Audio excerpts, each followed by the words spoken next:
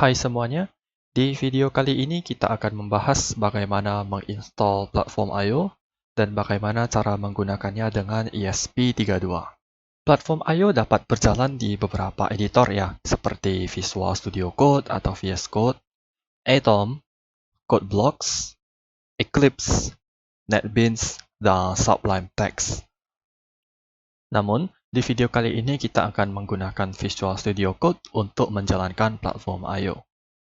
Sebelumnya, platform I/O Core berjalan di Python, sehingga untuk versi terbaru, saat ini memerlukan Python 3,6 ke atas untuk diinstal ke sistem yang kita gunakan.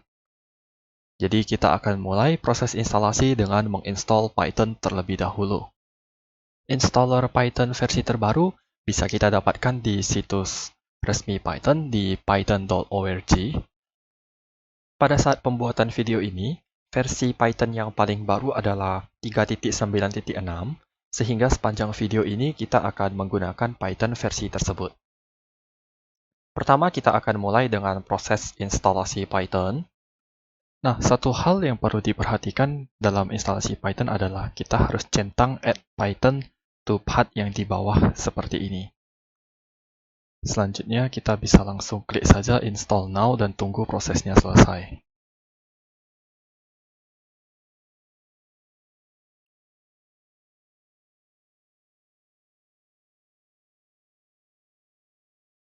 Nah, apabila lokasi instalasi Python kita cukup jauh ya, kita bisa klik tombol Disable Path Length Limits untuk menghindari error yang mungkin terjadi karena batas nama tersebut. Selanjutnya tinggal klik Close. Untuk memastikan apakah Python sudah terinstall di sistem atau tidak, kita bisa buka command prompt dan ketikkan command py. Apabila Python sudah terinstall di sistem kita, ketika kita ketikkan py, maka akan muncul tampilan Python, versi Python diikuti dengan arsitektur PC yang kita gunakan. Nah, untuk keluar kita ketikkan saja quit, kemudian kita bisa tutup command prompt, dan kita lanjutkan ke proses instalasi VS Code. Proses instalasi VS Code cukup sederhana. Pertama kita accept license agreement-nya, klik next, ini adalah lokasi folder yang akan kita gunakan, kita bisa atur lokasi foldernya. Jika sudah, silakan klik saja pada tombol next.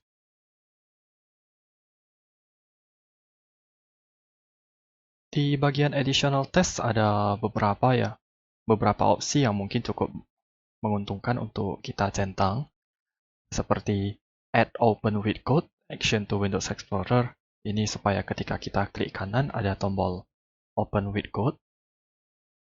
Kemudian di bagian paling bawah kita bisa register code as an editor for supported file type, supaya ketika membuka file yang compatible yang supported oleh Visual Studio Code, maka secara default ini akan dibuka menggunakan Visual Studio Code.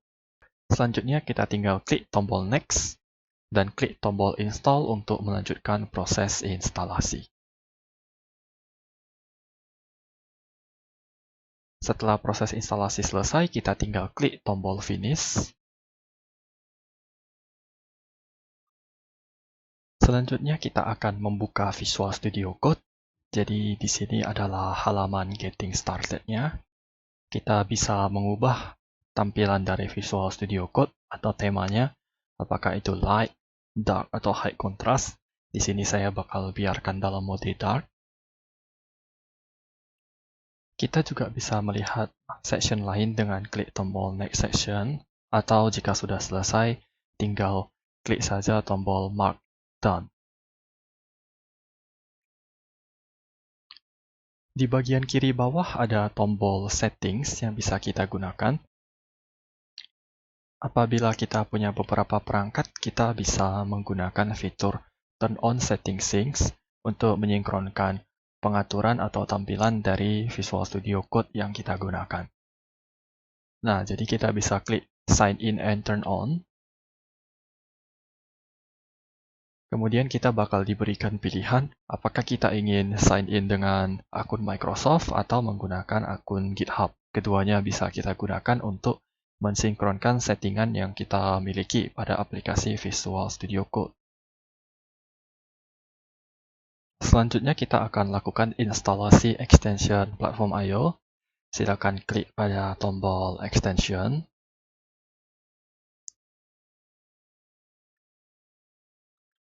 Setelah halaman extension ditampilkan, ketikkan saja platform I/O di search bar, kemudian lakukan search.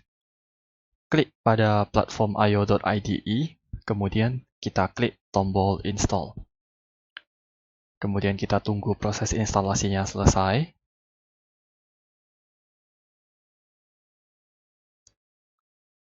Apabila proses instalasi platform I/O sudah selesai, di kanan bawah akan ada tampilan bahwa platform I/O sudah selesai diinstal dan akan meminta kita untuk membuka kembali Visual Studio Code. Kita bisa klik tombol Reload Now untuk membuka kembali Visual Studio Code. Berikutnya, ketika kita buka aplikasi Visual Studio Code, di kiri bawah ya, di bagian extension, di tab bagian kiri akan muncul icon platform I/O. Nah, kita sudah bisa menggunakan platform I/O. Silakan klik pada logo platform I/O tersebut. Di menu yang tersedia, kita akan klik Open untuk membuka tampilan dari platform I/O. Nah, di tampilan Quick Access, untuk membuat project baru, kita tinggal klik tombol New Project. Ketikkan nama project di kolom yang tersedia. Selanjutnya, pilih jenis board yang akan digunakan. Di sini saya menggunakan ESP32 Do-It DevKit V1. Jadi saya akan pilih board tersebut. Untuk framework, biarkan saja di mode Arduino. Apabila kita ingin file project disimpan di folder lain, ya bukan di lokasi default, kita tinggal hilangkan centang di Use Default Location. Kemudian kita bisa pilih lokasi yang akan kita gunakan untuk menyimpan project tersebut. Tapi di sini saya bakal biarkan saja centang tersebut karena saya ingin menyimpan file tersebut di lokasi default. Setelah semua pengaturan selesai, kita tinggal klik Finish dan tunggu prosesnya selesai.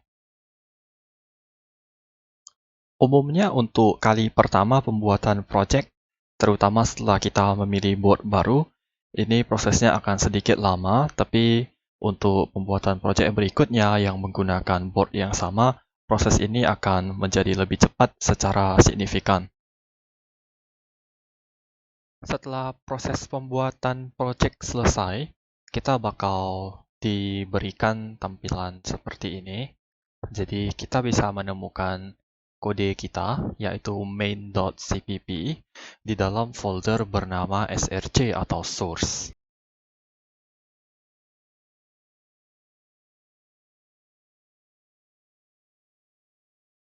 Kemudian bisa kita lihat ya, kalau di tampilan kita di sini, kita bakal mendapatkan kode dasar berbentuk seperti ini, yaitu include arduino.h. Ini untuk menginclude library-nya arduino.h. Kemudian ada fungsi void setup dan fungsi void loop. Nah, fungsi void setup ini akan dijalankan ya satu kali ketika board kita dinyalakan. Jadi ketika board kita nyala, ya setup ini bakal dijalankan sekali.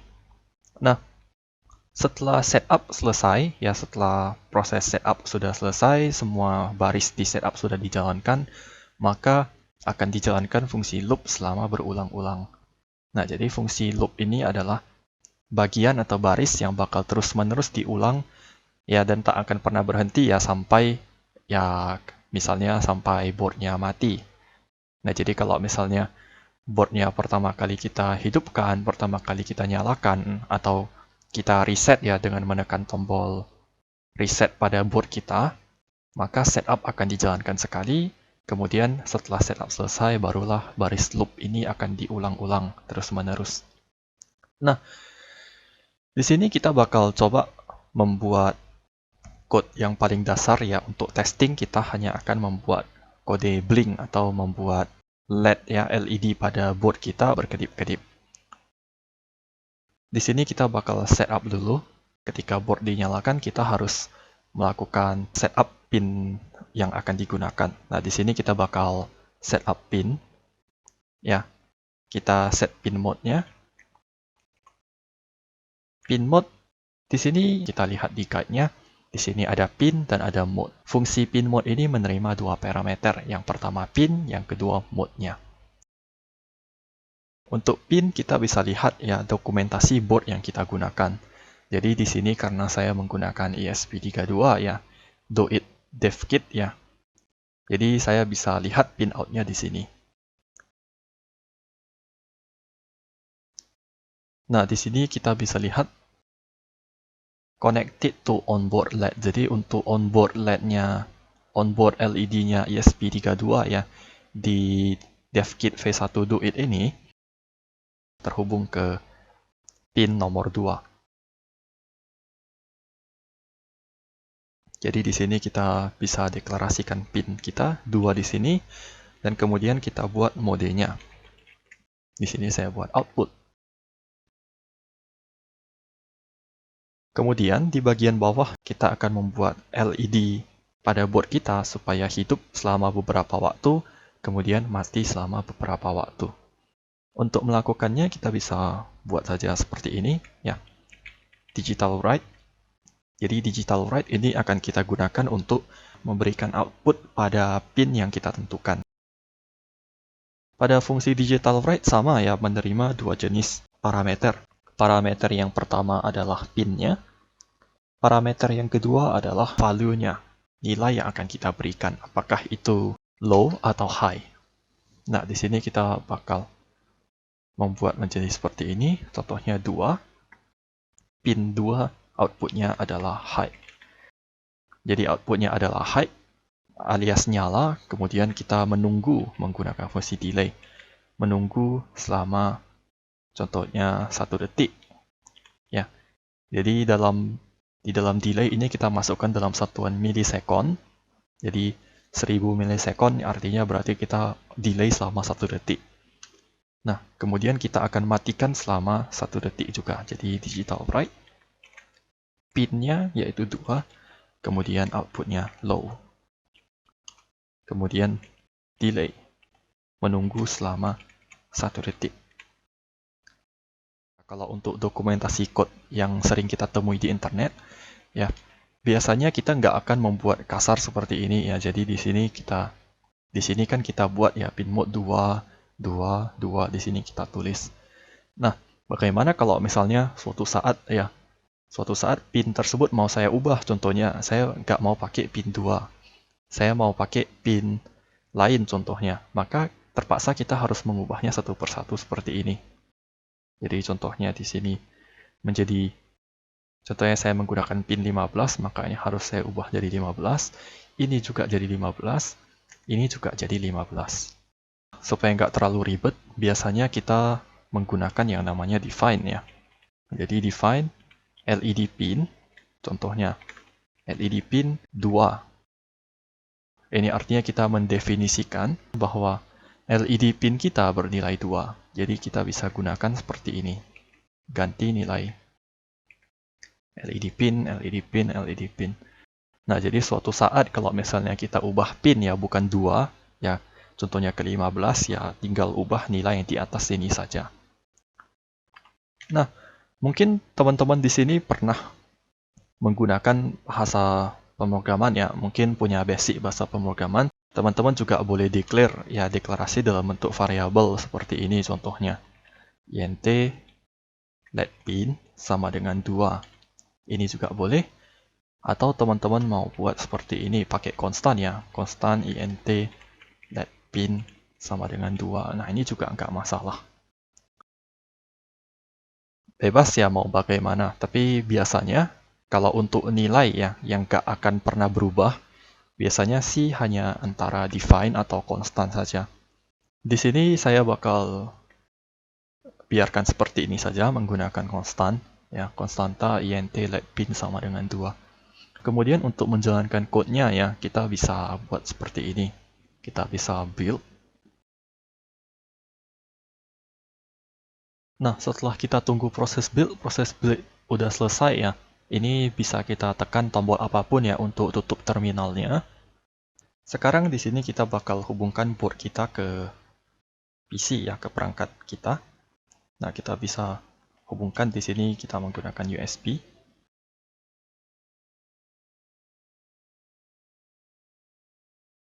Kebetulan di sini program Blink-nya sudah pernah saya gunakan sebelumnya, jadi di sini saya bakal reset dulu menjadi flash mode dengan seperti ini. Kita tekan tombol boot, tahan tombol boot, kemudian tekan IN untuk mereset board kita. Nah, sekarang board kita sudah masuk ke mode flash, sehingga kita dapat melakukan upload kode. Nah, untuk upload kode kita cukup klik di bagian panel panah ini di bawah, ya di sebelah build ada panah, platform I/O upload, kita bisa klik.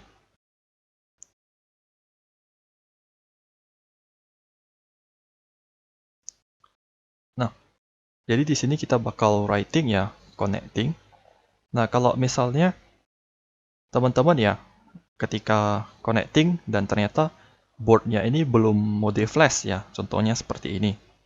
Di sini kan board kita sudah berjalan ya, sudah ada code-nya. Kemudian saya mau langsung timpa, ya apakah bisa? Nah, teman-teman bisa lakukan seperti ini ya, kalau mau menimpa kode. Jadi misalnya teman-teman nggak mau flash mode, nggak mau membuat flash mode terlebih dahulu, teman-teman bisa langsung build. Kemudian ketika connecting, teman-teman tinggal tekan boot di sini. Oke, itu sekilas singkat ya. Jadi teman-teman udah bisa lihat di sini onboard LED-nya yang berwarna biru ini berkedip, hidup selama 1 detik, kemudian mati selama 1 detik. Oke, saya rasa sampai sini saja dulu ya untuk dasar setting ESP32. Semoga bermanfaat buat teman-teman sekalian. Beberapa board menggunakan chip khusus agar bisa memungkinkan pemrograman melalui USB.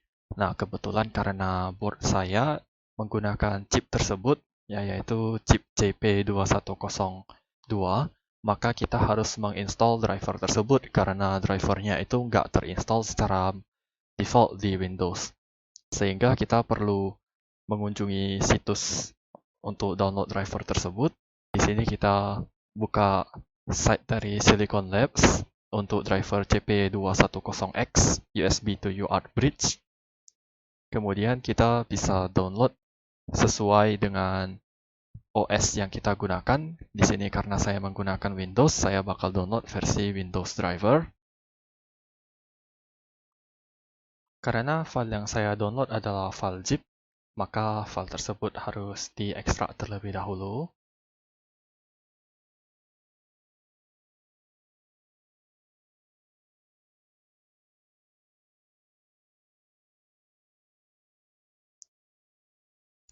Selanjutnya kita tinggal jalankan installernya.